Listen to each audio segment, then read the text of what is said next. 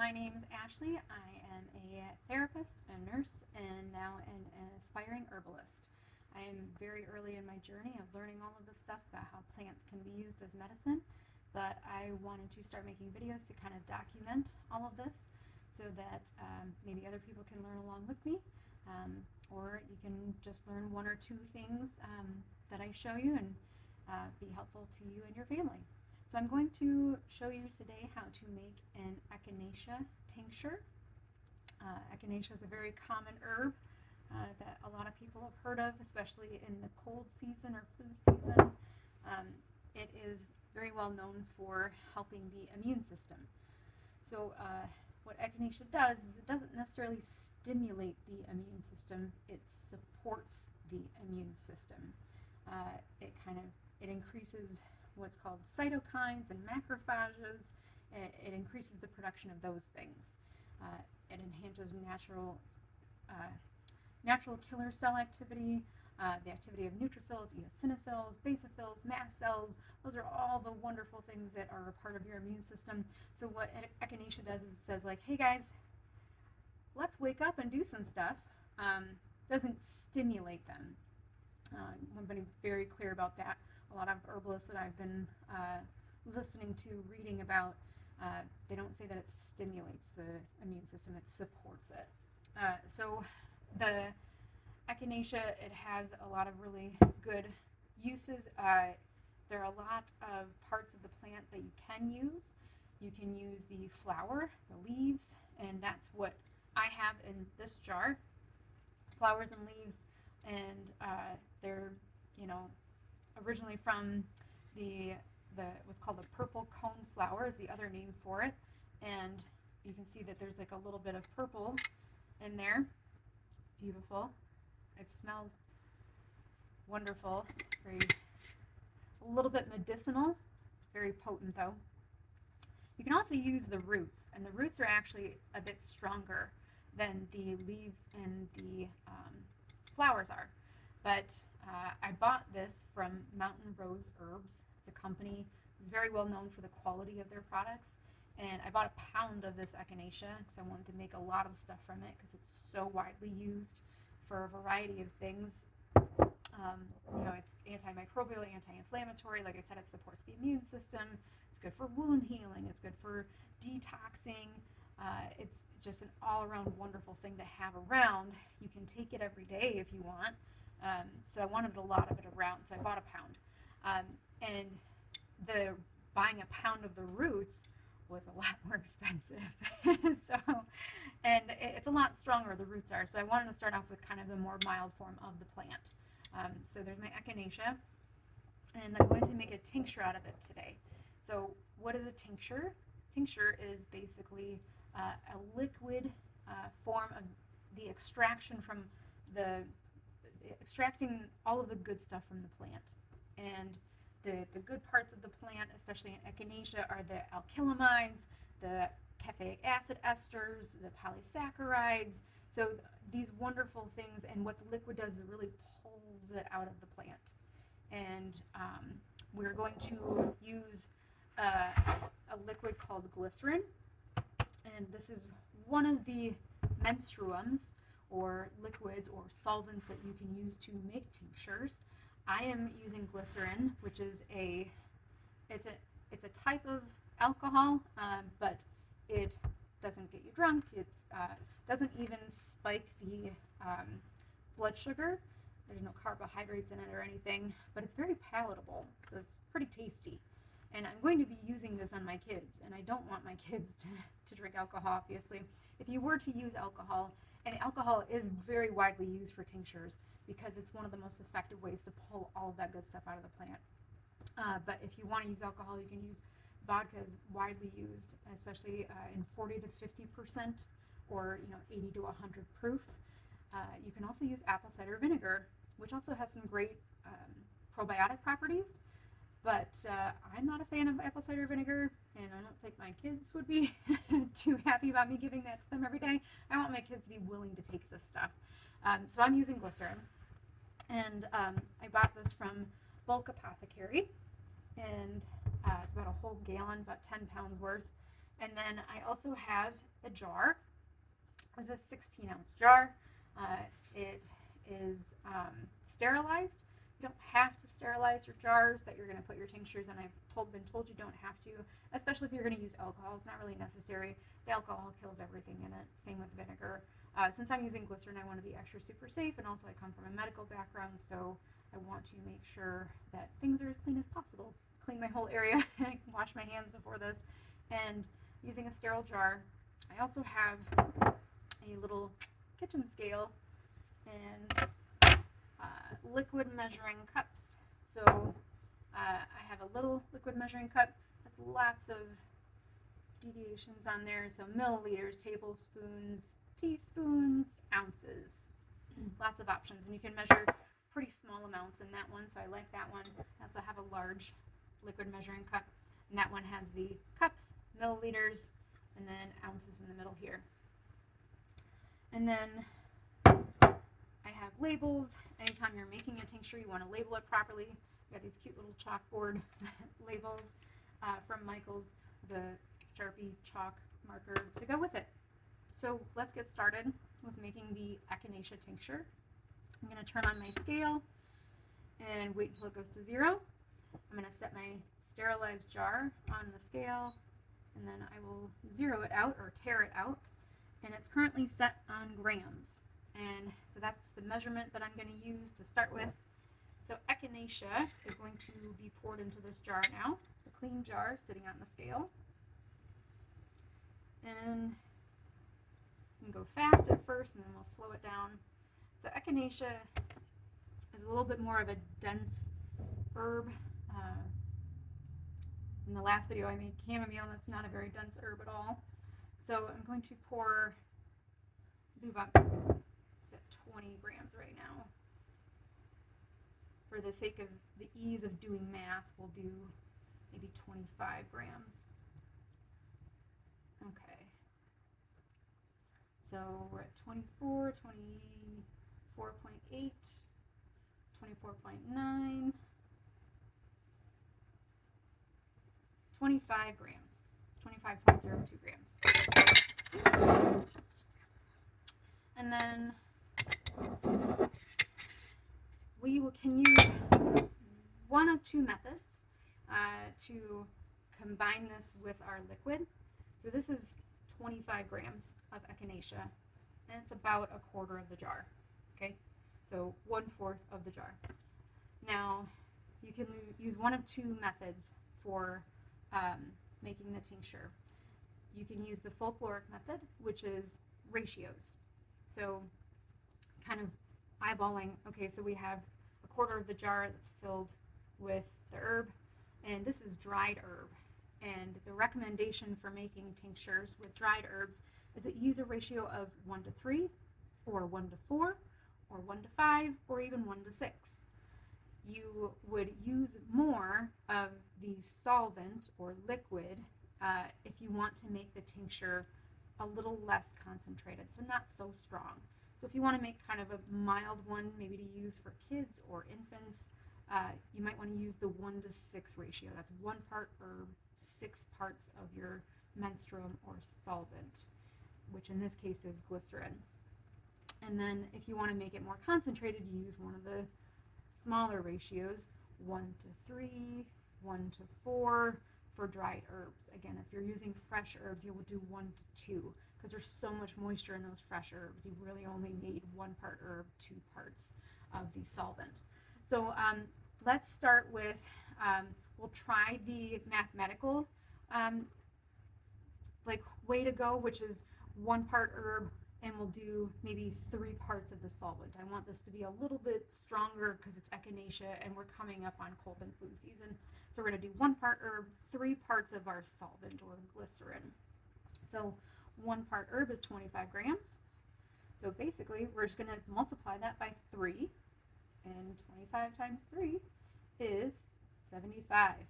So we'll want 75 grams of our solvent, right? And so what that's going to bring us to is 100 grams on our scale.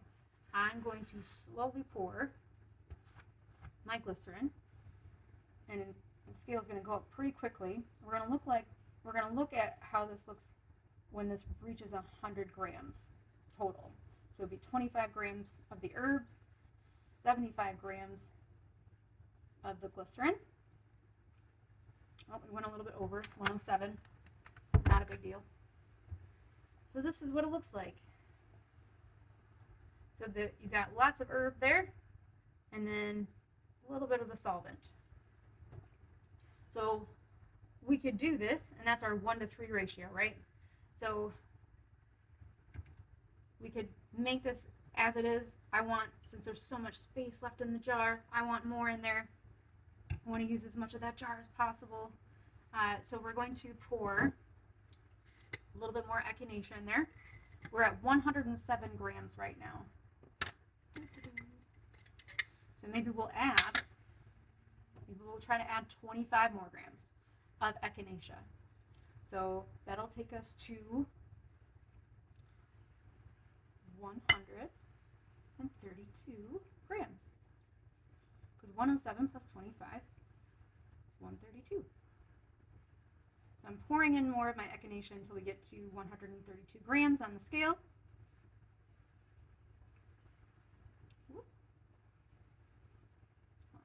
Getting close. Oh, we're starting to get kind of full here. Where are we at right now? So we're at 123. Let's do 125. Maybe 127. Let's do 125. 125 grams total in there right now. Now, we started off with 25 grams of the herb in the bottom, right? 25 grams was already in there. So we're at 125 right now. And then we poured from 25 to about 107. So there's 75 plus 7 is 82, right? 75 plus 7, yes. So 82 milliliters of liquid is in there right now. And so I'm subtracting 125, or 82 from 125, and that's giving me 43 grams of the herb is in there right now. If I want to stick with that 1-to-3 ratio, I will need to add a little bit more. So we got 43 grams times 3. 43 grams of herb times 3, because we're going to stick with that 1-to-3 ratio, is 9, 12, 129 grams of liquid is what we want, right? Because we have 43 grams total of echinacea in there, times 3 is 129 grams of liquid is what we want. But we already have 82 grams of liquid in there. So 129 grams minus 82 grams will give you 47 grams. We want to add 47 more grams of liquid to there right now. There's 125 grams total in there right now. And oh, my scale just went out. Watch this. So I'll just turn my scale back on. It's at 0. I want just 47 more grams on there. So what we're going to do, we're just going to pour more solvent in there. This is kind of cheating. We didn't have to do all that math just now. All right. 47 grams of the liquid is now in there. So we have our beautiful 1-to-3 ratio. Ta-da! And you can see it did this fun layering thing. So there's the herb that we started with, the glycerin that we added to it first, and then the echinacea that we added on top of that, and then the liquid that we added in addition to it. So now this is a beautiful, ratio of 1-to-3. It's a beautiful ratio of 1-to-3, and we had some herb in there. We added as much liquid as we needed to, and then we realized, you know what, we want to take up more of the jar. So we kind of just let math walk us through along the way so that we get to the beautiful ratio of 1 to 3 and using all the space that we want to. So I hope I didn't lose you in all that math. I love math. I know that it's not everybody's forte, but I love math. So I'm going to put the cap on top and I'm going to shake this really well for about 30 seconds. And that's really allowing the herb to be very much coated by all of the liquid. And as I'm shaking it, I will tell you, it looks like, oh my gosh, I don't have enough liquid in there. Believe me, what you can do is you can open it, you can kind of push the stuff down into the liquid if you want to. After it's been sitting for a little bit, the stuff will start rising to the top, and you'll have the liquid on the bottom. And you'll see that you have enough liquid in there. So, or if you want to add liquid, you can. That would just change your ratio a little bit. So if you want to keep being exact, you just figure out the math of how much more you're adding and then change the ratio on your label accordingly. So shaking and shaking and shaking and shaking. And then after I'm done shaking, I am going to label it. And you definitely want to label it, even though it seems like you will remember what's going to be in there, what is in there. Chances are you won't. I know that I won't remember what's in there 4 to 6 weeks from now, because that's how long it has to sit in a cool, dry, dark place, is 4 to 6 weeks. And that is to allow for proper extraction of all of that goody goodness from the Echinacea. So we're going to let this sit for 4 to 6 weeks, and then and you get to shake it every day, every single day. So put it in a place where it's cool, dry, and dark, but you're also going to go by it kind of often. And remember, I got to shake that jar today. So you shake it once a day for about 30 seconds. Put it back in its cool, dry, dark place. And then after 4 to 6 weeks, you are going to strain all of the liquid from that. You can use a regular strainer. I have 2, but I think I'm going to use cheesecloth. There's also muslin cloth. They're both cloths that are kind of loosely woven. It allows liquid to go through, but not solids. And I really like the idea of using a cloth, because once it's all done dripping, you can still pick it up and squeeze the rest of the liquid out of it. Kind of a nice option that you don't really have with the strainer. You could push the stuff through the strainer, but I like the idea of squeezing as much as I can out of it, because probably all that goody goodness is really stuck in the plants. So I'm going to label it, my tincture, with the name of the herb, which is Echinacea. You can put the fancy scientific name on there too if you want. I don't have enough room on mine because I have a very fat marker. And I'm going to put Echinacea, and then the ratio, which is 1, 2, 3. 1, 1, 2, 3, like that, not 1, 2, 3. And then I write the solvent or menstruum I used, which is glycerin. And then I write the date that I made it, because you want to remember 4 to 6 weeks. You might even want to set like a little reminder on your phone. Today is the 6 weeks from the time you made that wonderful tincture, and now you have to strain it. You could let it sit for longer. I've seen people say that like it might be best, especially for something like glycerin, to let it go for 8 weeks. There's also a method of warming this. Instead of just letting it sit, you could warm it in a crock pot, and I might make a video about how to do that too. But this method, you'll want to maybe set a reminder on your phone for 6 weeks from today to strain your tincture, and you're going to put it into an opaque or translucent bottle. They recommend amber bottles, or like there's like green bottles out there, or I've seen blue or purple ones. They're beautiful. So whatever you have around, but it cannot be able to be affected by the sun. You'll want to store your tinctures in a dark, dry place as well, and you want it away from the sun, because the sun actually affects the potency of those tinctures, kind of bleaches them. So, and you want to make sure that you don't lose the wonderful efficacy of that, the plant goody goodness. So that's all for making this Echinacea tincture, and bye for now.